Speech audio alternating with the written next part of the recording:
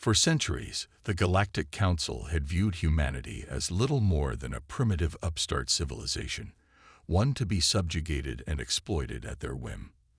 They implemented unjust policies that drained the resources of human colonies, constrained their technological advancement, and reduced the people of Earth to second-class citizens in the grand interstellar order. But their latest decree would prove to be their gravest mistake. The seeds of this conflict had been planted long ago, when humanity first made contact with the advanced alien civilizations that made up the Galactic Council. Dazzled by their technology and ancient wisdom, the leaders of Earth had eagerly sought membership, believing it would usher in a new era of prosperity and cooperation. Little did they know that the Council's true intentions were far more sinister. From the moment humanity joined their ranks, the Council began to systematically undermine the human colonies. Trade agreements were skewed in the Council's favor, siphoning away vital resources and stifling economic growth. Scientific and technological exchanges were heavily restricted, denying humans access to the breakthroughs that could have catapulted them into a new golden age. And political representation within the Council itself was a mere facade, with the human delegates routinely overruled and their concerns dismissed. The people of Earth seethed with resentment, but their cries for reform and equality fell on deaf ears. The Council, secure in their dominance, saw no reason to heed the demands of what they considered an upstart civilization. In their arrogance, they believed that humanity would forever remain docile and obedient, content to be relegated to the fringes of the interstellar community. That illusion was shattered when the Council issued its latest decree, that all human children, from the age of 10 and upwards, were to be conscripted into the Council's vast military forces. The reasoning, if one could call it that, was that the children of Earth possessed an innate resilience and adaptability that would make them ideal soldiers for the Council's expansionist agenda. They are young, malleable, and possess the physical and mental capabilities to excel in our armed forces, the Council's spokesperson had declared, his cold, alien features betraying no hint of empathy. It is our duty to harness the potential of these children for the greater good of the galactic order. The reaction on Earth was immediate and explosive. Outrage gave way to fury as parents, fueled by a primal need to protect their offspring, took to the streets in protest. Riots erupted on key planetary hubs, with civilians clashing violently against the Council's armored enforcers. Makeshift barricades were erected, and angry mobs hurled rocks, bottles, and anything they could lay their hands on at the alien soldiers, who responded with a barrage of stun weapons and tear gas. The United Nations, recognizing the gravity of the situation, issued a stern warning to the Galactic Council, demanding they resign the order or face the wrath of a united humanity. But the Council, blinded by their own arrogance, refused to back down. This decree is final, the Council's spokesperson declared, his voice echoing through the emergency broadcast channels. The children of Earth will be conscripted, and any resistance will be met with the full force of the galactic order. We advise the people of your planet to comply, for their own safety and the safety of their offspring. The people of Earth, however, were not about to let their children be taken without a fight.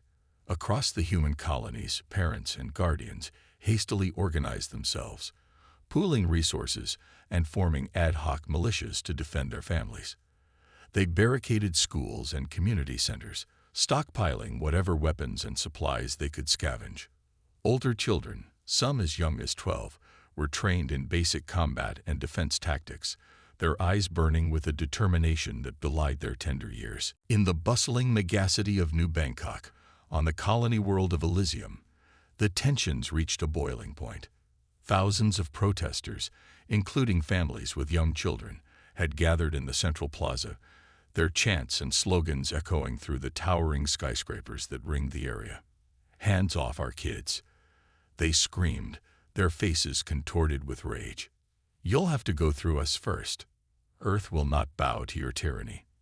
Suddenly, the roar of engines filled the air, and a squadron of Council armored transports descended upon the plaza, their weapons systems primed and ready. Holographic projections flickered to life, displaying the Council's emblems and the stern, impassive faces of the enforcers within. "Disperse immediately," a disembodied voice boomed over the speakers. "You have been issued a final warning. Failure to comply will result in the use of lethal force." The crowd, sensing the imminent threat, surged forward, their cries of defiance rising to a deafening crescendo. Parents clutched their children close, shielding them with their bodies, while the older kids formed a protective perimeter, brandishing makeshift weapons and steeling themselves for the coming onslaught. "For our children," a woman's voice rang out, and the crowd erupted in a roar of agreement. The enforcers, their faceless visors betraying no emotion, raised their weapons, armored fists clenched around trigger mechanisms, ready to unleash a hail of stun bolts and tear gas canisters upon the unruly mob. In that moment, time seemed to slow to a crawl. The protesters, their eyes wide with fear and determination, braced themselves for the inevitable assault. The enforcers, their fingers tightening on the triggers, paused, as if hesitating for the briefest of instants. And then, the first shots rang out, shattering the uneasy silence. When the Council's armored enforcers opened fire on the unarmed protesters in the streets of New Bangkok, the world held its breath. The crack of stun weapons and the sharp report of tear gas canisters echoed through the plaza as the crowd recoiled in shock and terror. But the people of Earth, driven by a primal need to protect their children, did not scatter. Instead, they surged forward, their voices rising in a guttural roar of defiance. Makeshift shields fashioned from scavenged materials were raised, and a hail of rocks, bottles, and other projectiles rained down upon the enforcers' armored forms. The Council's soldiers, caught off guard by the ferocity of the human response, faltered momentarily. Their stun weapons, designed to subdue unruly mobs, proved less effective than they had anticipated.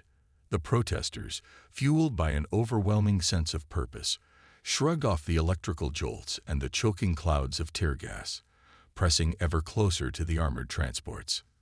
In the chaos, a young woman, her face streaked with tears, broke through the protective line of older children, clutching her small son to her chest. "Please," she cried, her voice cracking with desperation. "Don't take my boy. He's all I have left." The enforcer closest to her hesitated, his finger trembling on the trigger. For a heartbeat, his gaze met the mother's, and something akin to empathy flickered across his features. But the moment passed, and with a steely resolve, he raised his weapon, ready to fire. That was his undoing. A blur of motion erupted from the crowd, and a young man, his eyes wild with fury, launched himself at the enforcer, tackling him to the ground. The two figures rolled and grappled, their limbs entangled in a desperate struggle. The enforcer's weapon, still clutched in his hand, fired a wild burst of stun bolts, striking several bystanders and sending them crashing to the pavement. The chaos escalated, with the crowd surging forward, their primal need to protect their children overriding any semblance of order or restraint. More enforcers joined the fray, their weapons blazing as they fought to regain control of the situation. But the people of Earth, their backs against the wall, refused to yield. Across the human colonies, similar scenes were unfolding, as the Council's decrees were met with unyielding resistance. On the industrial hub of Forge, workers downed their tools and poured into the streets, confronting the enforcers with burning tires and makeshift Molotov cocktails. On the agricultural world of Arcadia, farmers and their families barricaded their homes, vowing to protect their children at all costs. The United Nations, watching the events unfold with a growing sense of dread, issued a final, desperate plea to the Galactic Council. "This decree is unacceptable," the UN Secretary-General declared, his voice trembling with barely contained rage. "Withdraw your forces immediately, or we will be forced to take action." The Council, however, remained unmoved. Their spokesperson, a cold alien figure, responded with a chilling ultimatum. "The children of Earth will be conscripted, regardless of your objections. Any further resistance will be met with the full might of the Galactic Order. You have been warned. As the words echoed across the holonet, a deathly silence settled over the human colonies. Mothers and fathers huddled with their children, their faces etched with a determination that bordered on madness. Older siblings, their eyes hardened by the realities of this new cruel world, prepared to fight and die alongside their families. And in the shadows, a new force was stirring, one that had long simmered beneath the surface, waiting for the right moment to strike. Scattered, independent cells of resistance fighters, many of them veterans of the Council's own military forces, began to coalesce, their communications networks crackling with a renewed sense of purpose. "It's time," their leaders whispered, their voices tinged with a mix of grim resolve and unbridled fury. "The Council has gone too far. We will not stand idly by while they tear our children from our arms." In the massive command center of the Galactic Council, the mood was one of cautious optimism, tinged with a hint of concern. The Council's strategists had anticipated resistance, but the ferocity of the human response had caught them off guard. Still, they remained confident in their ability to quell the unrest and enforce their will upon the unruly upstart civilization. "The people of Earth will eventually bend to our authority," the Council's chief military advisor declared, his holographic figure towering over the assembled delegates. "Their primitive weapons and disorganized mobs are no match for the full might of the Galactic Order. We will dispatch additional forces to the colonies and crush this rebellion before it spirals out of control." The other council members murmured their assent, their alien features betraying a sense of cold, calculated indifference. But one among them, an elderly Xenos diplomat with a weathered face, spoke up, his voice laced with a hint of trepidation. "Are we truly prepared to sacrifice the lives of countless children to maintain our grip on these colonies?" he asked, his gaze sweeping across the assembled council. "Surely there must be a diplomatic solution that avoids such regrettable consequences." The military advisor scoffed, his holographic form shimmering with disdain. "Diplomacy has failed, esteemed Xenos. The humans have chosen the path of violence, and we must respond in kind. The children are merely collateral damage in the greater struggle for control of the galaxy." The Xenos diplomat's eyes narrowed, and for a moment, a flash of something akin to disgust flitted across his features. "Then you have condemned us all," he murmured, his words barely audible over the din of the council chamber.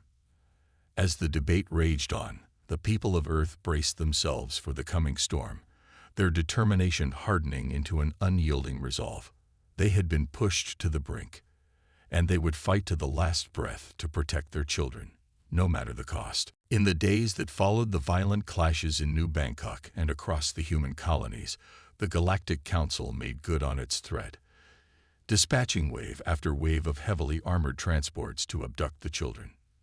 The scenes that unfolded were nothing short of horrific.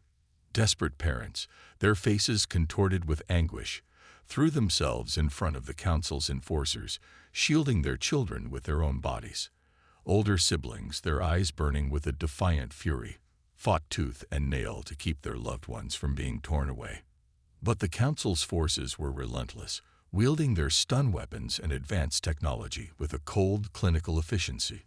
Tear gas canisters rained down, choking the protesters and forcing them to retreat. Shockwave rounds sent the crowds reeling, as enforcers in bulky combat armor surged forward to seize their terrified targets. Across the colonies, the sound of children's cries and the anguished wails of their parents filled the air, piercing the hearts of all who heard them. Scenes of unarmed civilians clashing with the Council's overwhelming military might played out on holonet feeds, provoking outrage and a growing sense of desperation among the people of Earth. Yet, despite the Council's overwhelming advantage, the human resistance refused to back down. Pockets of fierce fighting erupted in the streets, as makeshift militias armed with scavenged weapons and improvised explosives confronted the enforcers. Young men and women, their faces streaked with tears and grime, hurled themselves at the armored transports, desperately trying to block their path or sabotage their operations. In the industrial city of Forge, a group of workers managed to hijack a council transport, freeing the children inside and spiriting them away to hidden safe houses. On the agricultural world of Arcadia, a band of farmers ambushed an enforcer convoy, detonating a series of homemade devices that crippled the armored vehicles and sent the startled soldiers fleeing. The council, caught off guard by the ferocity and tenacity of the human resistance, frantically dispatched additional forces to the colonies, pouring more troops and hardware into the growing conflict. But for every child they managed to abduct, the cost in lives and resources mounted, sowing seeds of doubt and unease within the council's ranks. "This is not what we had anticipated," the council's chief military advisor lamented, his holographic form flickering with a hint of frustration. "The humans are proving to be far more resilient and resourceful than our intelligence suggested. If this continues, we may be forced to escalate our response beyond acceptable levels." The Xenos diplomat, his weathered face etched with a solemn expression, spoke up, his voice laced with a note of caution. "Escalation will only breed further violence and resentment. Surely there must be a diplomatic solution that avoids such tragic consequences." The military advisor scoffed, his holographic features twisting into a sneer. "Diplomacy has failed, esteemed Xenos. The humans have chosen the path of war, and we must respond in kind. The loss of a few children is a regrettable but necessary cost to maintain our control over these colonies." The Xenos diplomat's eyes narrowed, and a flash of disgust crossed his features. "Then you have doomed us all," he murmured, his words barely audible over the din of the council chamber. As the debate raged on, the people of Earth, their resolve hardened by the brutality of the council's actions, began to coalesce into a formidable resistance movement. Scattered cells of fighters, many of them veterans of the council's own military forces, pooled their resources and coordinated their efforts, targeting the enforcers' supply lines, communications networks, and staging areas. In the capital city of New Pangaea on the colony world of Arcadia, a group of seasoned guerrilla fighters ambushed an enforcer convoy, detonating a series of strategically placed explosives that crippled the armored transports and sent the soldiers reeling. In the chaos that followed, the resistance fighters swept in, expertly extracting the captive children and whisking them away to hidden safe houses. News of the daring rescue mission spread like wildfire through the human colonies, igniting a renewed sense of hope and determination among the people. Whispers of the resistance's exploits spread through urban centers and rural communities alike, fueling a growing sense of unity and defiance against the council's oppressive rule. "They can't stop us all," a young woman, her face streaked with grime and determination, declared to a crowd of cheering protesters in the streets of New Bangkok. "We will fight, and we will win, for our children and for the future of humanity." The council, sensing the tide of the conflict turning against them, convened an emergency session to address the escalating crisis. Their military advisors presented a grim assessment of the situation, warning that the human resistance was growing bolder and more organized with each passing day. "We are losing control of the situation," the chief military advisor admitted, his holographic form flickering with a hint of unease. "The loss of personnel and resources is becoming untenable. If we do not act decisively, we risk a complete breakdown of our authority in the human colonies." The Xenos diplomat, his weathered face etched with a pained expression, spoke up once more, his voice laced with a note of desperation. "There must be another way forward, one that does not involve the wholesale slaughter of innocent children. Surely we can negotiate a compromise, one that satisfies our needs while respecting the autonomy and fundamental rights of the human people." The military advisor, his features twisting into a scowl, swept his gaze across the assembled council members. "Compromise?" He spat, his voice dripping with disdain. "The time for compromise has long passed. These humans have defied our will and threatened the very foundation of the galactic order. They must be crushed, utterly and completely, to serve as a warning to any other civilizations that dare to defy us." The Xenos diplomat opened his mouth to protest, but before he could speak, The council's spokesperson raised a hand, silencing the chamber. "The decision has been made," he declared, his voice resonating with a sense of finality. "We will dispatch our most formidable forces to the human colonies, with orders to employ any and all measures necessary to subdue the resistance and secure the children. Failure will not be tolerated."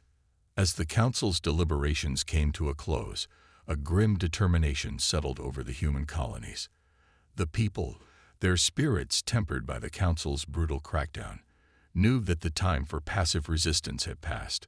They had been pushed to the brink, and now, with the future of their children hanging in the balance, they were ready to fight back with every ounce of their strength.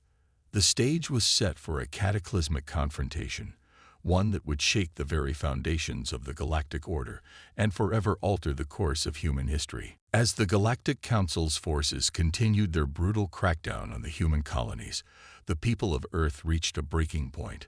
Battered by the relentless waves of enforcer raids and the heart-wrenching sight of their children being torn from their arms, the tenuous hold on their patience and restraint finally snapped. In the bustling megacity of New Pangaea, on the agricultural world of Arcadia, a crowd of protesters, their faces etched with a mix of anguish and fury, gathered in the central plaza. They had witnessed the council's enforcers storm a nearby school, dragging screaming children into their armored transports, and the sight had ignited a fire within their souls that could no longer be contained. Enough.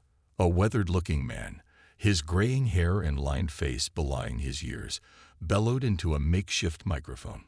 "We will not stand idly by while the Galactic Council destroys our families and our future." The crowd erupted into a deafening roar of agreement, their cries of "Fight for our children," and no more. Echoing through the streets, spontaneously, the protesters surged forward, their numbers swelling as more and more people joined the growing throng. Moments later, a squadron of council enforcers descended upon the plaza, their weapons primed and ready.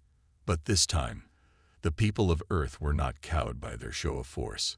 Fighters, hardened by weeks of brutal confrontations, stepped forward, brandishing an assortment of improvised weapons and explosives. "For our children," a young woman's voice rang out, and with a primal scream, the resistance fighters launched themselves at the enforcers, their fury fueling their every move. The ensuing battle was a brutal, unforgiving struggle, with both sides fighting with a ferocity born of desperation. The enforcers, their superior training and equipment giving them an initial advantage, unleashed a hail of stun bolts and concussion grenades, sending the protesters reeling. But the human resistance refused to back down. They surged forward, their makeshift weapons finding chinks in the enforcers' armor, inflicting painful wounds, and forcing the council's soldiers to falter. In the chaos, a group of fighters managed to hijack one of the armored transports, turning its own firepower against the beleaguered enforcers. As the battle raged on, the HoloNet feeds across the human colonies erupted with images and footage of the confrontation, igniting a wave of solidarity and outrage among the people. Protesters in other cities, their hearts swelling with a newfound determination, joined the fight, flooding the streets and overwhelming the Council's forces with sheer numbers. In the command center of the Galactic Council, the chief military advisor watched the unfolding events with a growing sense of alarm.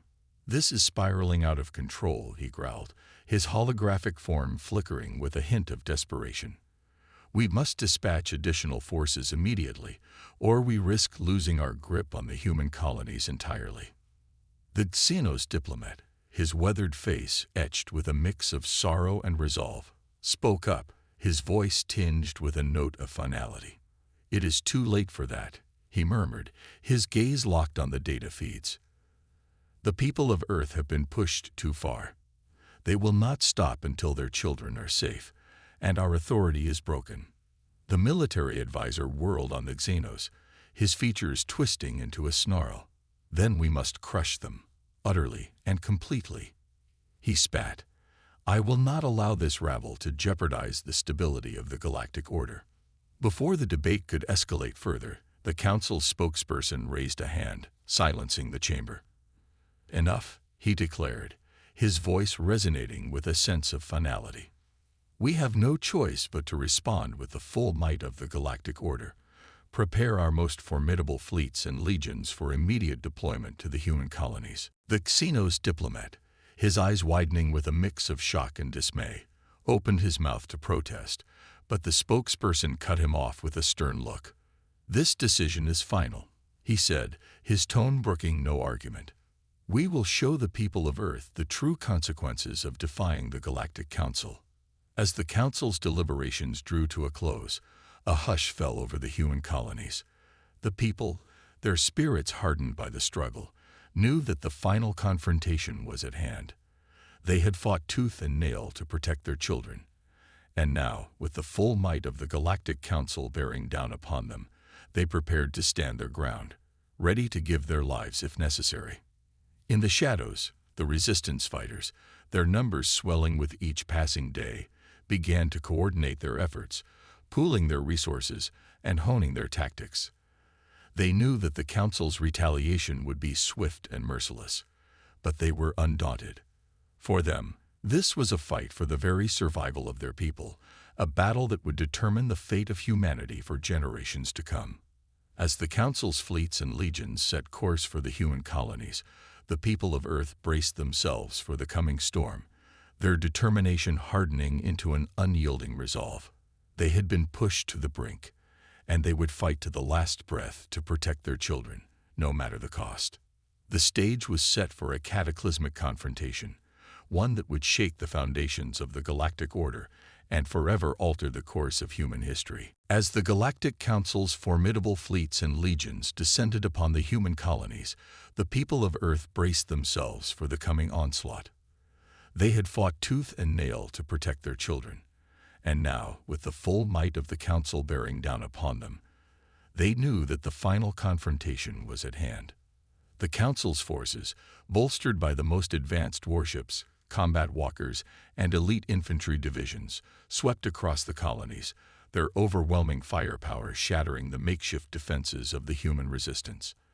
Armageddon-class cruisers unleashed devastating barrages of particle beams and antimatter missiles, while platoons of augmented shock troopers stormed the streets, ruthlessly suppressing any signs of defiance. Yet, for all their technological superiority and numerical advantage, the Council's forces found themselves facing a foe that refused to be broken. The people of Earth, their spirits tempered by weeks of brutal confrontations, fought with a ferocity that stunned their alien adversaries.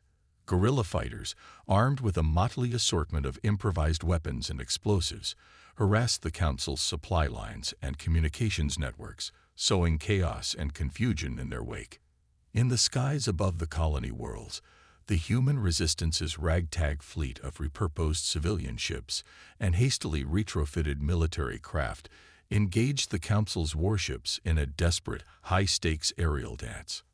Outmatched by the enemy's superior firepower and combat capabilities, the human pilots relied on their superior maneuverability and intimate knowledge of their home territories to gain the upper hand, weaving between the towering skyscrapers and forests of orbital defense platforms to launch daring assaults. The battle raged on for weeks, with both sides suffering heavy casualties. The Council's forces, slowly but surely, tightened their grip on the colonies, overwhelming the human resistance with their sheer destructive power. But for every child they managed to abduct, for every city they reduced to rubble, the people of Earth fought with a renewed sense of purpose, their determination only growing stronger. In the shadows, the Resistance's covert operatives continued to strike at the Council's vulnerable points, sabotaging key infrastructure, disrupting supply lines, and liberating captive children from the enemy's hold. Their actions, though small in scale, had a disproportionate impact, sowing seeds of doubt and unease within the Council's ranks.